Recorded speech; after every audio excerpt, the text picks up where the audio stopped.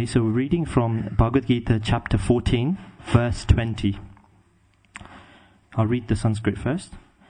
Gunan etan atityatrin dehi deha samudbhavan janma mrityu jara dukher vimukto mritam ashnute. And the translation for that is, when the embodied being is able to transcend these three modes associated with the material body, he can become free from birth, death, old age, and their distresses, and can enjoy nectar even in this life. Purport by His Divine Grace A.C. Bhaktivedanta Srila Prabhupada. How one can stay in the transcendental position, even in this body, in full Krishna consciousness, is explained in this verse. The Sanskrit word dehi means embodied. Although one is within this material body, by his advancement in spiritual knowledge, he can be free from the influence of the modes of nature.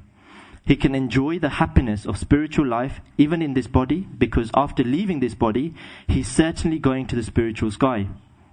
But even in this body, he can enjoy spiritual happiness. In other words, devotional service in Krishna consciousness is the sign of liberation from material entanglement, and this will be explained in the 18th chapter.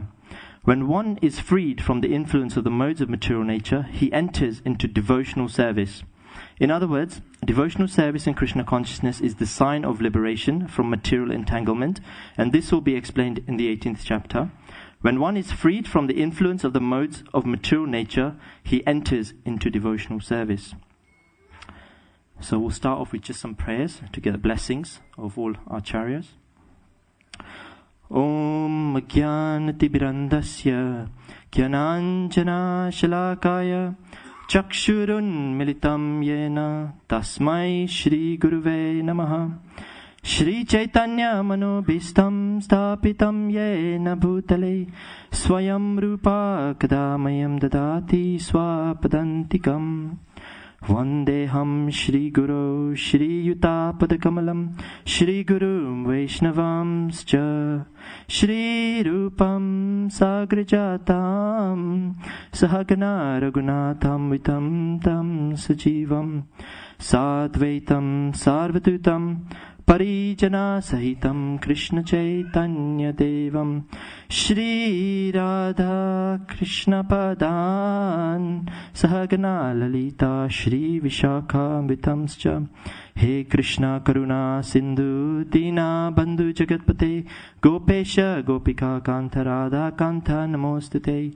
Tapta Kanchana Gaurangi Radhe Vrindavaneshwari Rishabhanu Sute Devi Pranamami Hari Priyai Vancha Kalpatarubhyascha Ripa Sindhu Bhyaevacha Patita Nam Pavnebhyo Vaishnavibhyo Namo Namaha. Jai Shri Krishna Chaitanya Prabhu Nityananda Shri Advaita Gadadhar Srivasadi Gaur Bhakta Vrinda. Hare Krishna, Krishna Krishna, Hare Hare, Hare Rama, Rama Rama, Hare Hare. Hare Krishna. So I'll just repeat the verse in English again, just to remind ourselves what the topic is today. When the embodied being is being able to transcend the three modes associated with the material body, he can become free from birth, death, old age, and their distresses, and can enjoy nectar even in this life. Hare Krishna. So first of all, I'd just like to ask for the blessings of all the senior Vaishnavas and all the senior members of the congregation that are here today. I'm not really qualified. I'm probably younger and much junior to many of you. So I feel a little bit humbled sitting here and speaking from the Bhagavad Gita to all of you. So please give me your blessing so I can speak something relevant, something to inspire all of us today. So the topic today we've been given is the three modes of material nature. The word mode itself, I don't know if you're aware, it's actually a translation of the Sanskrit word guna.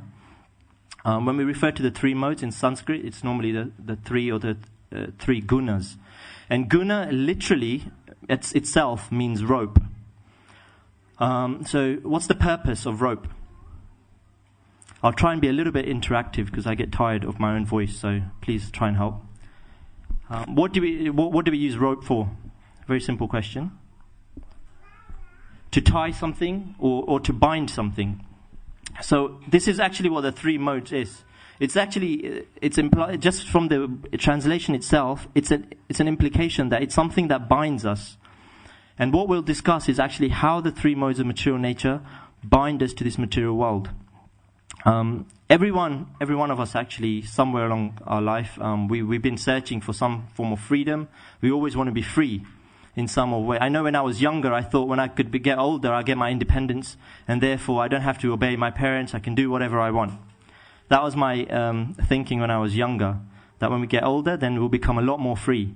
But then, of course, you realize that as you get older, more responsibilities come upon you. And so the freedom that you might have had, once upon a time, you realize that actually it's not so much freedom as you thought that you would have. Srila Prabhupada explains, gives an analogy that freedom today is like a tied bull. You know, when a bull is tied, he can move up to a certain point, but then he can't move beyond that. So there is some freedom for us, because Krishna has designed this material world in such a way that he gives us a little bit of freedom.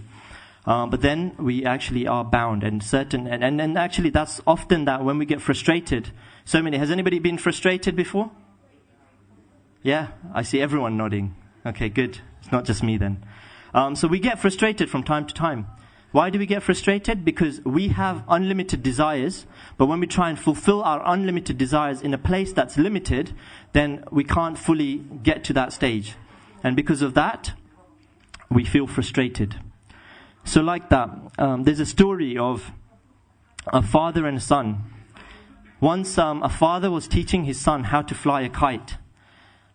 And the son was watching how the kite was flying so nicely, but then he said to his father that, don't you think the kite would fly even nicely if we cut the string? Then it would have complete freedom to do whatever it wants. And the father replied, he said, actually son, this kite can experience most of its freedom when it's actually tied to the string.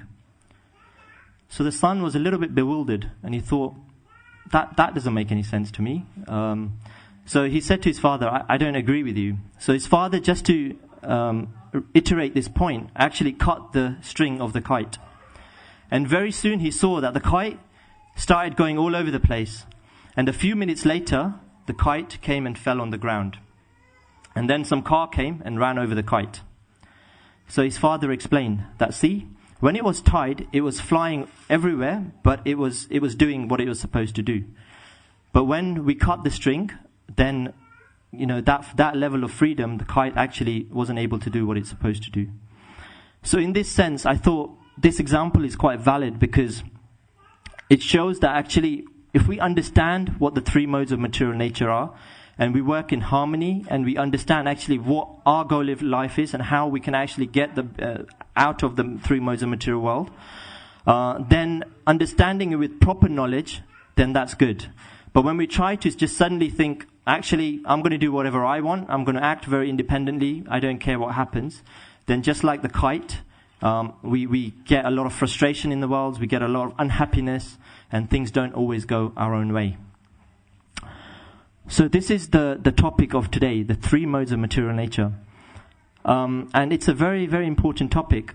Bhagavad Gita itself is made up of 5 main themes or 5 main subject matters. Does anybody know? Has anybody here read the Bhagavad Gita? Very few people have actually read. Okay, we've got a few hands going up. Has anybody read some of the Bhagavad Gita, if not all of it? Okay. Great. It's so important for us, for those of you that haven't perhaps read the whole Bhagavad Gita, it is extremely important for us to go through this, because just like whenever you buy any piece of equipment, or nowadays I'm quite a little bit technical, and I know any little gadget that I may buy, it comes with a manual. And often, I don't want to read the manual. I just want to pick up the gadget and do whatever I think I want to do and try and learn my own way. And then later I realize that actually I may have learned some things, but more than half of its functions I never actually got to know because I did it speculatively. Whereas if I look at the manual, then I can go through every bit of instructions that's given in it, and I can understand exactly what this device is for. So similarly, Bhagavad Gita is explained that it's like a manual for all of us. That we may think we know what we can do, but until we've read the Bhagavad Gita, we don't truly know 100% what the purpose of life is and what the function of the human body is. And therefore, I encourage everybody here today, please, if you haven't read the Bhagavad Gita, you make it your New Year's resolution. I know last year, the New Year's resolution, when the first Bhagavad Gita class was given, was that if everybody read 2 verses a day, which will probably take about 5 or 10 minutes, if you read just 2 verses a day, then you could read the whole Bhagavad Gita in 1 year. Is that a lot to ask? No? So maybe that could be your New Year's resolutions. If you haven't read Bhagavad Gita, that maybe you can just read 2 verses a day, and that will be enough for you to complete the whole Bhagavad Gita in 1 year.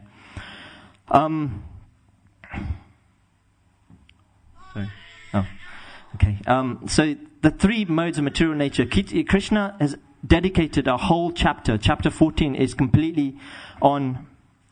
Okay, thank you. It's completely on the 3 modes of material nature. And not just chapter 14, he actually continues this theme in chapters 17 and chapters 18 also. So he's given a lot of emphasis to the 3 modes of material nature. And so we're going to touch on a few things about the 3 modes of material nature. So before we start discussing too much about it, who here knows what the 3 modes of material nature are? Perhaps those who've read the Bhagavad Gita. Yes, Mataji. Ignorance is one of them, yep. Passion and goodness. Thank you very much. So you've passed your test. So the 3 modes are goodness, passion, and ignorance.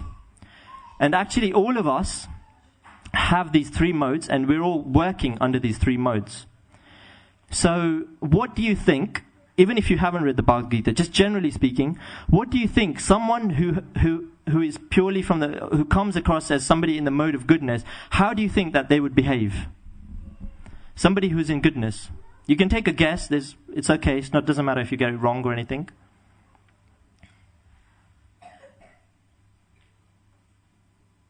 Somebody in the mode of goodness, how do you think that they would act?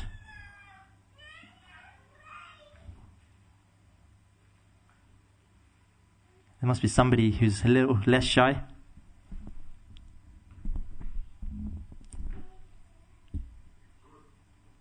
Good.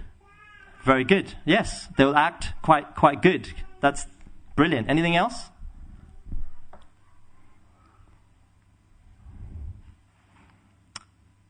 Okay, not so interactive today. Never mind. Okay. All right, so basically, I'll just go through them. Somebody in the mode of goodness, generally it's explained in the Bhagavad Gita that some of the symptoms perhaps that somebody in the mode of goodness may have is a lot of knowledge. If you have a lot of knowledge, then generally you're going to act well in life.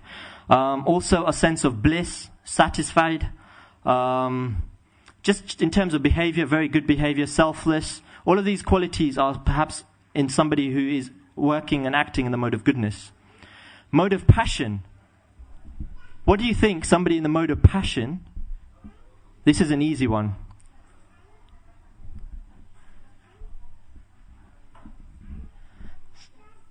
Sorry? Jealousy? Yeah, jealousy could be coming through from somebody who's acting in the mode of passion. Because if they don't get something that somebody else may have, then that could result in jealousy. Anything else? Okay, so the mode of passion is generally somebody who's got some intense longing, intense desire, and they're working very, very hard to try and fulfill their desires. And that could be seen as somebody who could be very greedy, somebody who's working very, very hard, working all hours of the day. Maybe someone like an investment banker, because they have to work so hard to try and, make their living. Otherwise, they won't be seen as their colleagues who putting in 12 hours a day or whatever. So just someone who's in very passionate behavior, and, will do anything to get what they want. So could be somebody who's in the mode of passion. So what do we think that somebody in the mode of ignorance will behave like? I hear some whispers, but I don't know if anybody can say a little bit louder.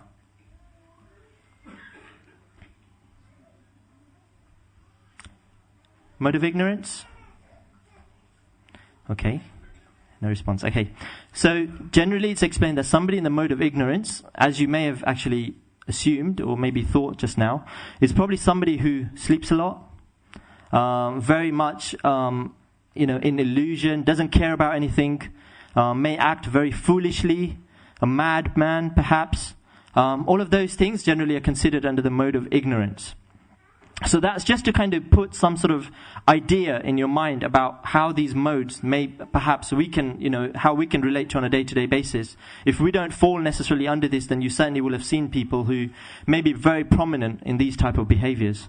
But generally it's explained that we all have these goodness, passion and ignorance within us. Okay, so how do they, my next question and the next thing I want to cover is how do they work? So, before we discuss that, it's extremely important to understand who we really are. So often we forget the fact, and then one of the first things talked about in the Bhagavad Gita is that we're not this body, but that within this body, who we really are is a spirit soul. And that soul is giving consciousness to the entire body, and because of that, we're actually, we can, feel, touch, do all these things with this body. So the soul is extremely and completely spiritual. It comes from the spiritual world, and it has actually nothing to do with this material world. However, when it comes into the material world, then it gets conditioned. And because of this condition, it acts according to the three modes of material nature. Once, I just remember a story actually. Once Srila Prabhupada was taking a morning walk on the beach. And one of his disciples said to Srila Prabhupada that the ocean, it looks so beautiful. If we look at it from a distance, we can see how the waves are so beautiful. And Srila Prabhupada said, yes. He said, from here they look very beautiful. But wait till you're in those waves and then see how beautiful they really are. So the point he was making that while a lot of things may look very, very attractive, when we become entangled in that, then we can see what it truly is for how it behaves. So similarly, that's the reason why we're actually in the material world. That as a spirit soul, we were once upon a time in the spiritual world, but we saw something that we thought looked very attractive, which was the material world, and we decided to experience it. And so because of that, Krishna fulfilled our desire, and we came down, abandoning Krishna, and we came down actually. And now we're in the position we are. And we see that everything is limited, everything is temporary, and this world it has some element of happiness, but it's very, very limited and is very temporary. Happiness comes just as quickly and it goes just as quickly. So it's very important to know. So why is it that we are so bound by this illusory energy? Why is it that we're so stuck in the material world? This question actually was asked by a very powerful king once, King Janak, Maharaj Janak. And he asked to a sage. Generally, back in the day, the kings were actually very, very, very, very intelligent. And so whenever there was a saintly person within the kingdom, they would inquire submissively from that person and learn and get true knowledge. These days, we don't seem to want so much knowledge. But back in the day, a lot of people, especially kings, one of their responsibilities was to make sure they had enough knowledge so that they could rule the kingdom properly. So King Janak asked this question to the sage within who was in the kingdom at the time. And he said that, why is it that we are bound by this illusory energy? That we think that, we are free, that we think that there's so much happiness in this material world. So how is it that we're bound by this question? And the sage started laughing like anything. And then he walked out of the kingdom. So everyone was like, what's he doing? We've asked a very good question. I don't know what he's doing. So everyone started following the sage as he walked out. And then the sage walked out, and just outside the kingdom, there was a big tree, a big tree. So the sage hugged the tree. And then he hugged the tree and he said, please let me go, please let me go, please let me go. And so everyone was bewildered that the sage is holding onto the tree and then he's asking the tree to let him go. And so the king said, my dear sage, it is you that is holding onto the tree. So if you let go, then that will happen. And then the sage started laughing again. He goes, now you understand. This is our position in the material world. That because of our attachment, because we want to enjoy this, we want to enjoy and we want all this pleasure in the material world, that's why we're stuck. But at the same time, you're asking this question, that why are we, in this illusory energy, why are we bound? So he goes, it's only because of our own sense gratification and forgetting the relationship with Krishna that we're in this position. And because of that, we're struggling. So the three modes, goodness, passion, and ignorance. Okay. Goodness, passion, and ignorance. They're basically, the way to think of it almost is that they're three categories that describe the primary characteristics of this material energy. So just like if you've ever done art, or you know an artist, then you'll know that they make so many different colors from three primary colors. I think it's red, yellow, and blue. Am I right? Red, yellow, and blue. So from these three colors, they can get hundreds and hundreds of different shades of different colors. So very similarly, this material energy is simply comprised of these three modes. But they work in such a way that they create so many different actions. They make all of us here are individuals.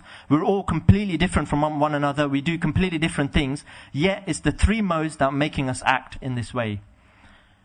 Does that make sense? Okay, good.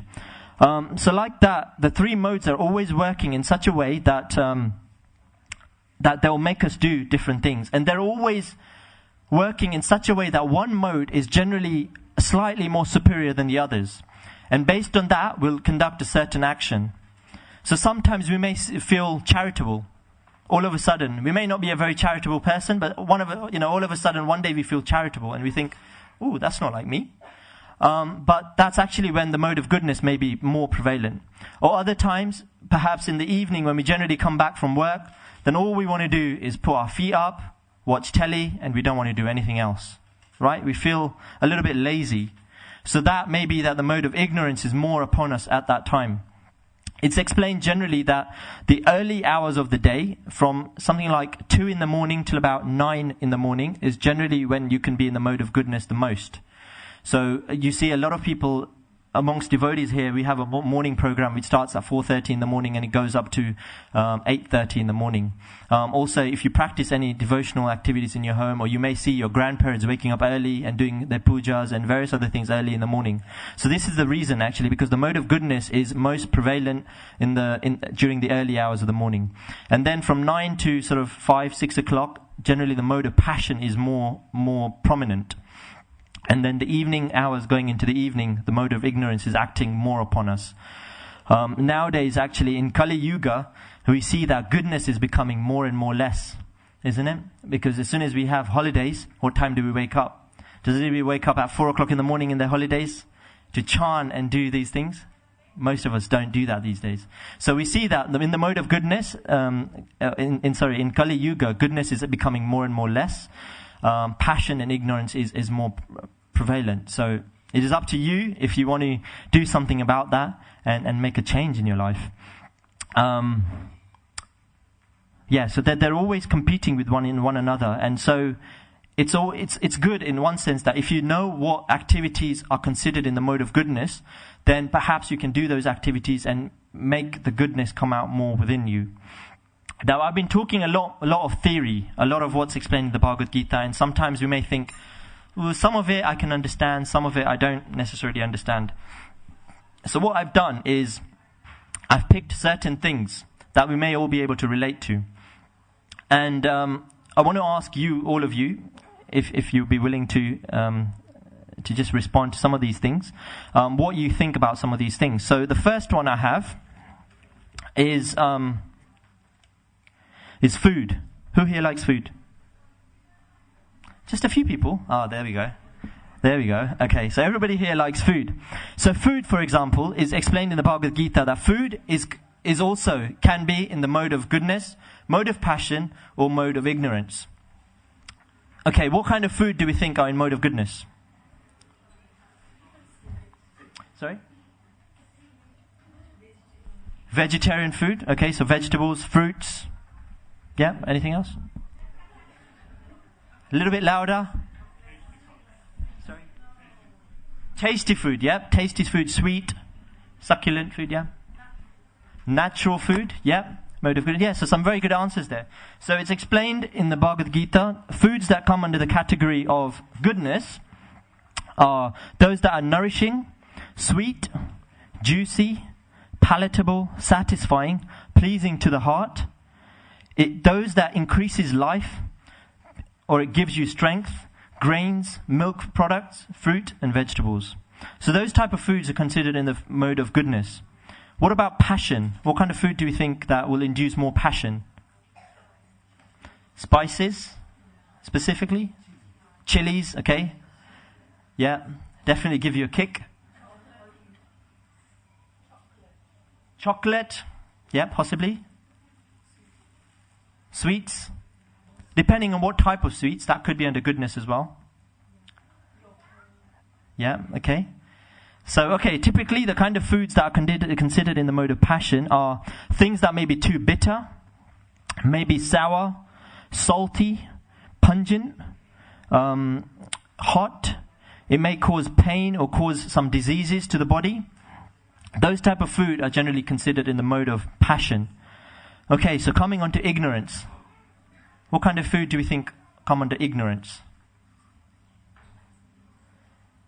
You guys look intelligent. Come on. Non-veg?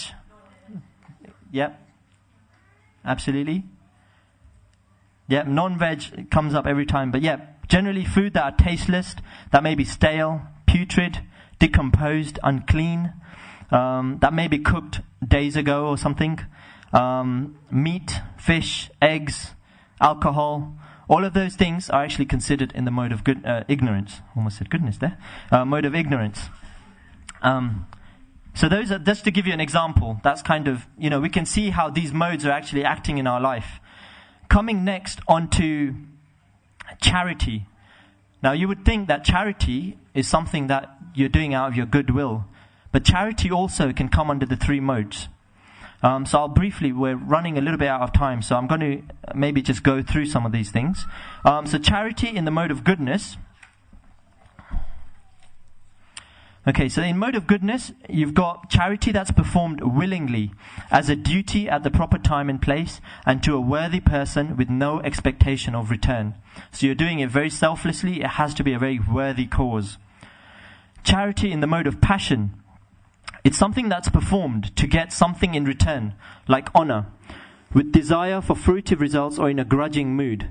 So you may not want to do it, but your friend will be like, this is a good cause, give me something. So, oh, okay, fine, Or at work, sometimes they do so many charitable events, and then you sometimes don't want to give, but you still, because everybody else is giving, you feel like I have to give. Or you may do it to look good. So those kind of charities, if you're doing it, then those are under modes of passion. And then ignorance is when it's performed at an improper time and place to an unworthy person. Could be like you may be giving it to a drunkard or a gambler who's just going to use the money to do more of those things. And generally, you don't really care where it goes. You're just kind of doing it very without any care, but very ignorantly. So those kind of things come under ignorance. Now it's explained that people who act in the mode of goodness, when it comes our expiry time and it's time to pass on, then people who have acted in the mode of goodness generally will go to heavenly planets. So if you've been very pious in your life, then in your next life you're going to go to a pious place in the heavenly planets. Those that act in the mode of passion, and you've been living your life completely in the mode of passion, then those people actually come back to earthly planets. So you probably just take another birth in a human form, not necessarily always in a human form, but generally in a human form, and you just do more of those things. And those that are acting in the mode of ignorance, they'll go to lower planets, so hellish planets. They may take birth in animal kingdom or take birth among ghosts and spirits. So very, very powerful, actually, that how important these modes are and how much importance it is for us to understand what we may be acting within. So then we've discussed the mode of goodness, the mode of passion, and the mode of ignorance. Which one is the best? Mode of goodness? Is that the answer? It's a bit of a trick question.